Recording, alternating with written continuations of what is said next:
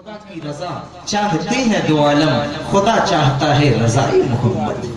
خدا کی رضا چاہتے ہیں دو عالم، خدا چاہتا ہے رضائے محمد۔ حضرات محترم، اللہ تبارک و تعالیٰ نے ارشاد فرمایا، اے محبوب لوگوں سے کہہ دو، اگر لوگ ہم سے دوستی رکھنا چاہتے ہیں، اگر لوگ محبت مجھ سے رکھنا چاہتے ہیں تو سب سے پہلے تجھ سے محبت کرے، اور جب تک کہ تجھ سے محبت نہ کریں گے، لاکھ وہ عبادت کر لیں گے عبادت نہ دیکھی جائے گی، لاکھ وہ روزہ رکھ لیں گے روزہ نہیں دیکھا جائے گا، لاکھ وہ زکات دیں مگر زکات نہیں دیکھا جائے گا۔ اس لیے کہ اللہ تبارک و تعالیٰ میدان محشر میں کل دیکھے گا تو صرف یہ دیکھے گا کہ محبوب کی محبت کس کے دلوں میں انگڑائی لے رہی ہے۔ اس لیے میرے دوستوں، ہمیں اور آپ کو چاہیے کہ ہم بے حد رسول پاک سے پیار کریں، مگر پیار کرنے کی بھی دو تین قسمیں ہوتی ہے۔ محبت کی ایک قسم نہیں ہے، اطاعت کی تین قسم ہے۔ ایک اطاعت ڈر کی ہوتی ہے، ایک اطاعت لالچ کی ہوتی ہے، اور ایک اطاعت دلی محبت ہوتی ہے۔ تو ڈر اور لالچ کی اطاعت یہاں مقصود نہیں ہے، اس لیے کہ ڈر اور لالچ کی اطاعت تو منافقین بھی کیا کرتے تھے، ڈر اور لالچ کی اطاعت تو مشرکین بھی کیا کرتے تھے، کافر بھی کیا کرتے تھے۔ مگر میرے دوستوں، رسول پاک سے محبت کرنا تو ایسی محبت ہونی چاہیے، بڑا بھائی سمجھ کر کے محبت مت کرنا۔ رسول پاک سے اگر محبت کرنی ہے تو باورچی سمجھ کر کے محبت مت کرنا۔ رسول پاک سے محبت کرنی ہے تو یہ کہہ کے نہیں کہ ہمارے آقا مالک و مختار نہیں ہے، بلکہ رسول پاک سے محبت کرنا، اس طریقے سے محبت کرنا جیسے کہ حضرت صدیق نے محبت کی ہے۔ رسول سے محبت کرنا تو اس طریقے سے محبت کرنا جس طریقے سے حضرت عثمان غنی نے محبت کیا ہے۔ رسول سے محبت کرنی ہے تو اس طریقے سے محبت کیجئے جس طریقے سے حضرت علی نے محبت کیا ہے۔ حضرات محترم، ایک مرتبہ کا واقعہ ہے، حضرت علی دمشق کی مسجد میں بیٹھے ہوئے ہیں، روٹی کو توڑ رہے ہیں مگر ان کے دانتوں سے روٹی نہیں ٹوٹ رہی ہے۔ تو پتہ ہے لوگوں نے کہا، اے علی آپ ہی ہیں جو خیبر کے قلعے کو ایک ہاتھ سے اکھاڑا تھا، مگر اے علی میں یہ کیا دیکھ رہا ہوں کہ آپ کے دندانے مبارک سے روٹی کی قطع آپ سے نہیں ٹوٹ رہی ہے۔ حضرت علی فوراً کھڑے ہوئے اور کھڑے ہونے کے بعد کہنے لگے، ارے لوگوں سنو سنو، میدان میں جو طاقت یوز کرتا تھا وہ طاقت میری نہیں، آج میں مسجد میں بیٹھ کر کے جو روٹی کو چبانے میں طاقت یوز کر رہا ہوں یہ میری اپنی طاقت ہے، اور خیبر کو جب اکھاڑتے وقت، دشمن کو پچھاڑتے وقت جو طاقت یوز کیا تھا یہ کسی اور کی طاقت نہیں بلکہ سرکار کی طاقت تھی۔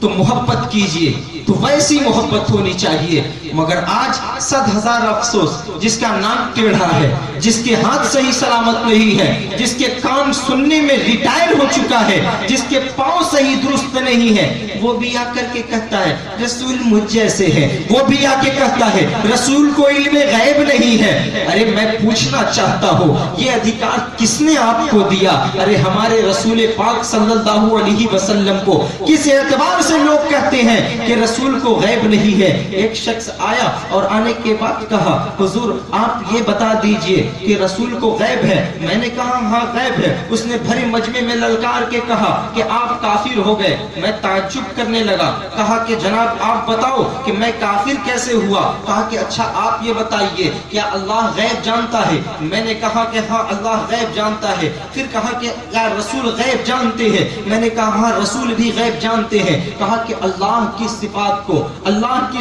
کو رسول کی صفات سے آپ نے ملایا، گویا کہ آپ کافر ہو گئے۔ تھوڑی دیر کے لیے میں اپنے وقت کو، اپنے دماغ کو وقف کر لیا، پھر میرے دماغ میں علامہ مظہری صاحب کا جب سایہ پھیلا، جب غوث اعظم کا فیضان ہوا، جب اعلیٰ حضرت کے طرف سے اشارہ ہوا تو میرے دماغ میں یہ سوال آیا۔ میں نے کہا اچھا ذات یہ بتا دو کیا تیرا رب زندہ ہے؟ کہا ہاں زندہ ہے۔ میں نے کہا اچھا تو یہ بتا کیا تو زندہ ہے یا مردہ؟ تو زندہ ہے یا مردہ ہے؟ اب تو سوچنے لگا اور کہنے لگا کہ اگر میں کہوں کہ میں بھی زندہ ہوں اور ابھی تو کہہ دیا کہ رب بھی زندہ ہے تو پھر یہ مولانا کہیں گے کہ اللہ کی صفات کو آپ نے اپنی صفات میں ملایا تو گویا کہ تم بھی کافر ہوئے۔ اب وہ فوراً گھبرا کے کہا نہیں میں مردہ ہوں۔ میں نے کہا ہندوستان میں مردہ کے دو کویلٹی ہے، ایک کو شمشان لے جایا جاتا ہے اگر ہندو ہو تو شمشان، اگر مسلمان ہو تو قبرستان، بتاؤ تجھے کہاں ڈالا جائے؟ کہا حضور غلطی ہو گئی، میں بھی زندہ ہوں، میرا رب بھی زندہ ہے۔ میں نے کہا اچھا یہ بتاؤ، ابھی تو نے کہا کہ اللہ غیب جانتا ہے، رسول بھی غیب جانتے ہیں، اللہ کی صفات کو رسول کی صفات سے جب ملایا گیا تو مجھے کافر کہہ دیا۔ ٹھیک ہے، اب تو یہ بتا، تو زندہ ہے، تیرا رب بھی زندہ ہے، تو گویا کہ اللہ کی صفات کو اپنے اندر تو ملایا، بتا تو کافر ہوا یا نہیں؟ وہ گھبرا گیا، کہا کہ مولانا ہمارے عالم لوگ اس طریقے سے کچھ مسائل بتاتے ہی نہیں۔ میں نے کہا سنو سنو، یہ ضروری ہے، اللہ بھی زندہ ہے، تو بھی زندہ ہے، مگر سنو، اللہ کی زندگی یہ ذاتی زندگی ہے، اللہ کی زندگی یہ ذاتی زندگی ہے، اور تیری زندگی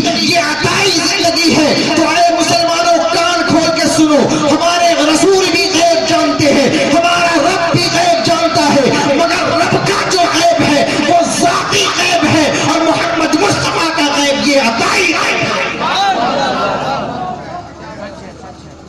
محمد مصطفیٰ کی غیب یہ عطائی غیب ہے۔ ہم یہ نہیں کہتے ہیں، ہم تو یہ کہتے ہیں کہ اللہ تبارک و تعالیٰ نے ہی رسول پاک کو غیب، مگر افسوس پھر بھی لوگ کہتے ہیں رسول کو غیب نہیں، رسول کو غیب نہیں، کوئی رسول کو اپنے طرح کرتا ہے۔ میں آپ سے پوچھنا چاہتا ہوں مسلمان بھائیوں، آج اگر آپ کے باپ کو کوئی برا کہے، آپ کے ماں کو کوئی برا کہے، آپ کے پڑوسی کو کوئی برا کہے، آپ کے خاندان کو کوئی برا کہے، گویا کہ آپ برا ہو، آپ کا باپ برا ہے، آپ کی ماں بری ہے، مگر پھر بھی کوئی ایسا بیٹا نہیں جو برداشت کرے گا۔ اگر آپ صحیح ہو تو لڑنے پہ تیار ہوتے ہو، اگر غلط ہو پھر بھی لڑنے پہ تیار ہوتے ہو۔ میں آپ سے پوچھنا چاہتا ہوں، اپنے ماں باپ کی اذیتوں کو کوئی برداشت نہیں کر سکتا ہے، آپ اپنے ماں باپ کی بے حرمتی کو برداشت نہیں کر سکتے ہو، مگر آج رسول پاک کے شان میں کیا کیا کہا جا رہا ہے، اور ہم اس سے سلام کلام رکھتے ہیں، ہم اس سے بات چیت رکھتے ہیں۔ حضرات محترم، میں پوچھنا چاہتا ہوں، یہ سرکار دو عالم وہ سرکار ہیں جو شروع سے لے کر کے آخر تک کے کام آنے والے ہیں۔ اب آپ کہو گے کیسے؟ عالم ارواح میں سرکار ہمارے ساتھ تھے، عالم اجسام میں سب سے پہلے دنیا میں عالم اجسام میں جیسے ہی آتے ہیں، چاہے بچہ ہو یا بچی ہو، سب سے پہلے دوڑ کے لوگ گئے اور امام صاحب کو بلایا، کہا حضور چلے آئیے۔ حضور جب گئے، جانے کے بعد دروازے پہ کھڑا ہو کر کے اللہ اکبر کہا، اشہدو ان لا الہ الا اللہ کہا، اشہدو ان محمد الرسول اللہ کہا۔ گویا رسول ہمارے وہاں بھی ساتھ ہے، گویا رسول وہاں بھی ہمارے ساتھ ہے۔ اور کچھ آگے کی زندگی دیکھا جائے، کچھ بڑا ہوا ہے بچہ، جب تربیت کے لیے گیا ہے استاذ کے پاس، استاذ نے سب سے پہلے الفاظ میں کہا پڑھو بیٹا لا الہ الا اللہ محمد الرسول اللہ، گویا رسول وہاں بھی ساتھ ہے۔ اور آگے دیکھا جائے، جب نکاح کا وقت آ گیا ہے، اس وقت بھی امام صاحب نے کہا پڑھو بابو لا الہ الا اللہ محمد الرسول اللہ، گویا کہ رسول وہاں بھی ساتھ ہے۔ اور آگے دیکھا جائے، جب روح پرواز کر رہی ہے، اس وقت بھی ہر لوگ کہتے ہیں اشہدو ان لا الہ الا اللہ، اشہدو ان محمد الرسول اللہ، کوئی کہتا ہے لا الہ الا اللہ، کوئی کہتا ہے محمد الرسول اللہ، گویا وہاں بھی رسول کریم ہمارے ساتھ ہے۔ اور آگے دیکھا جائے میرے دوستو، جہاں پر تمام لوگوں کی رشتہ داری دم توڑ دیتی ہے، احبابوں کا دم توڑ دیا جاتا ہے، باپ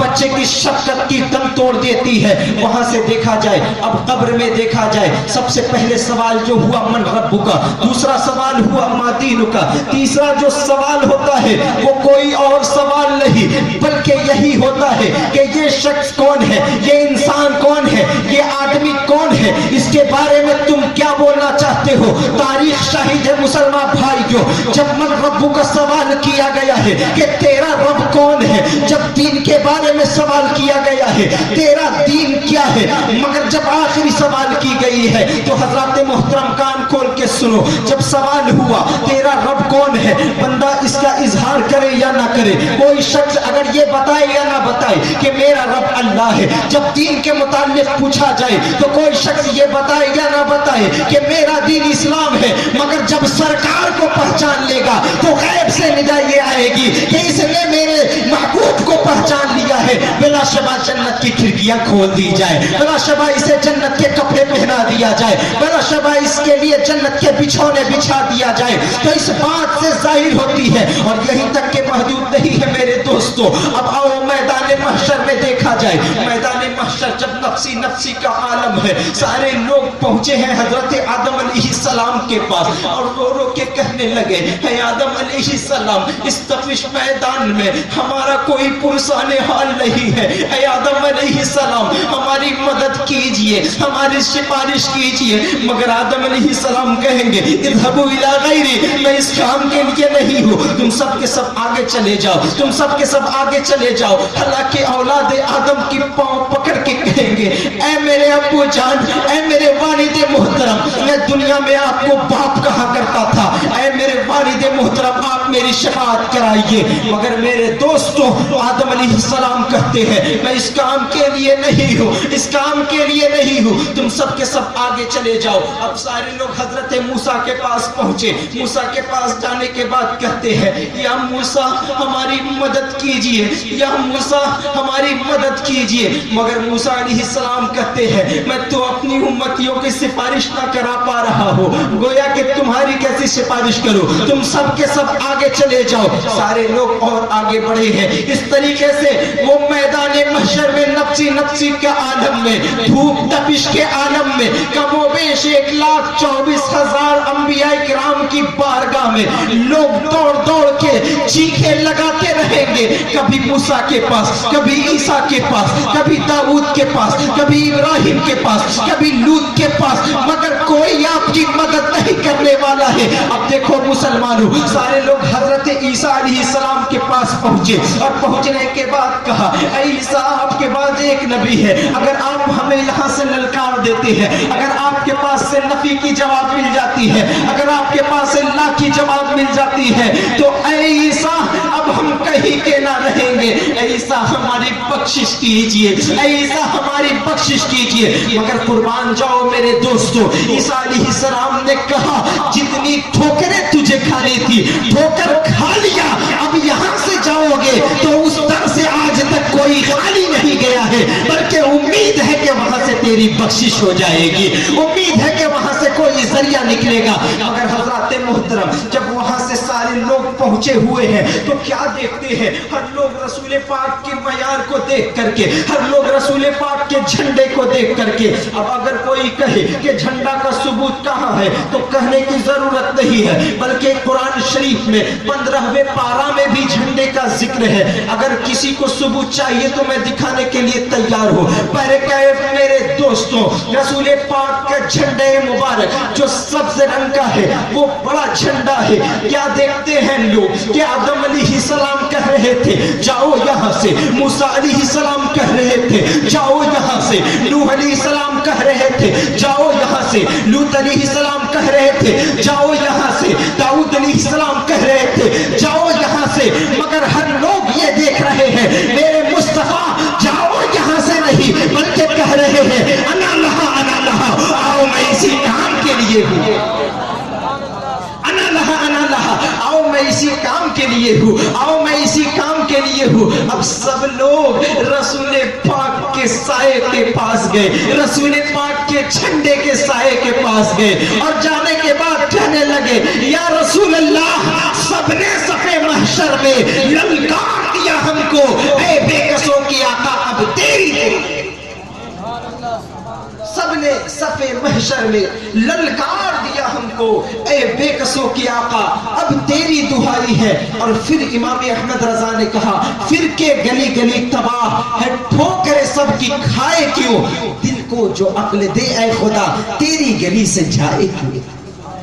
तेरी गली से जाए क्यों। यहाँ पर उस झंडे में वो भी होंगे, उस झंडे में वो भी होंगे, इशारा में समझिएगा, उस झंडे में वो भी होंगे, उस झंडे में वो भी होंगे जो कहते होंगे कि रसूल को इल्मे गैब नहीं है, उस झंडे में वो भी होंगे, उस झंडे में वो भी होंगे जो कहेंगे झंडा मत गाड़ना, उस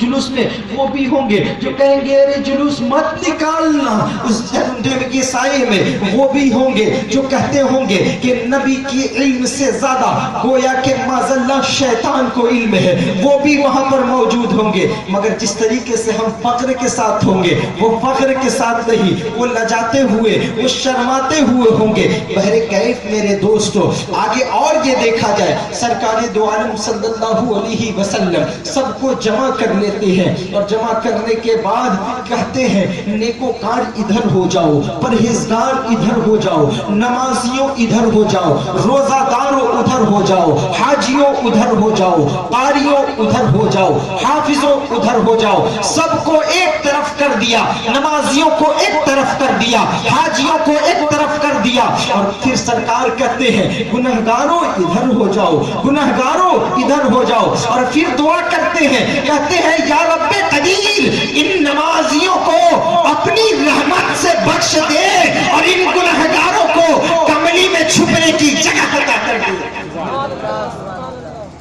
ان نمازیوں کو اپنی رحمت سے بخش دے اور ان گنہگاروں کو میری کملی میں چھپنے کی جگہ عطا کر دے۔ آگے دیکھیے جائے میرے دوستو، سرکار دو عالم سب کو اپنی پناہ میں لے لیے، اور لینے کے بعد وہ سرکار دو عالم جو ہر وقت آپ کے لیے رویا ہے، وہ سرکار دو عالم جو ہر مصیبت آپ کے لیے سہا ہے، وہ سرکار دو عالم جس کی گھرانہ لٹ گیا ہے آپ کے لیے، وہ سرکار دو عالم جو جس کے گھرانے کے حسین سے لے کر کے ننھے سے علی اصغر سے لے کر کے حسین تک کے، حالانکہ یہاں تک کہ دیکھا جائے رسول پاک کی اولاد نے ہم تمام کے لیے لہو کا اپنا آخری قطرہ تک کے پیش کر دیا ہے، مگر میرے دوستو پھر وہ سرکار دو عالم سب کو اپنے پاس لیے، اور لینے کے بعد پھر سجدہ خدا بند میں گر جاتے ہیں، اور گرنے کے بعد پھر اپنے رب قدیر سے دعا کرتے ہیں، گویا کہ اللہ تبارک و تعالیٰ کو سرکار دو عالم بنا کر کے